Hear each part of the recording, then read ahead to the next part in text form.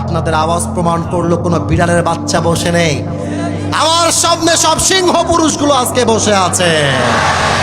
আমরা আগামীর বাংলাদেশের পার্লামেন্টে আমরা কোনো নারী নেতৃত্ব বাংলাদেশে দেখতে চাই না। আমার সেটা 2 নাম্বার, আমরা চাই আমাদের বাংলাদেশে আগামীতে এমন একজন প্রধানমন্ত্রী হবেন, আমার দেশের প্রধানমন্ত্রী চাইলে দেশের সংসদে দাঁড়িয়ে যেমন বক্তব্য দিবে, আরে আমার বাংলাদেশের প্রধানমন্ত্রী চাইলে ঢাকার জাতীয় মসজিদ বাইতুল মুকাররমে দাঁড়িয়ে জুমার খুতবা দেওয়ার যোগ্যতাও রাখবে। হাত তুলে বসে আছে কিনা? আগামীতে পার্লামেন্ট চলবে, আল্লাহর কোরআনের সংবিধান দেশে আসবে।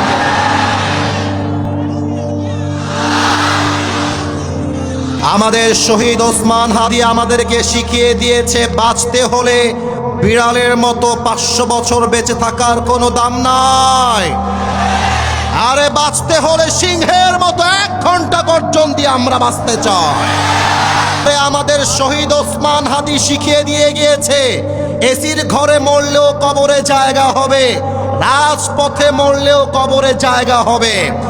অতএব বাঁচতে চাইলে গাজী হয়ে বাঁচতে চাই, আরে মরে গেলে শহীদ মৃত্যুবরণ করতে চাই আমরা সবাই।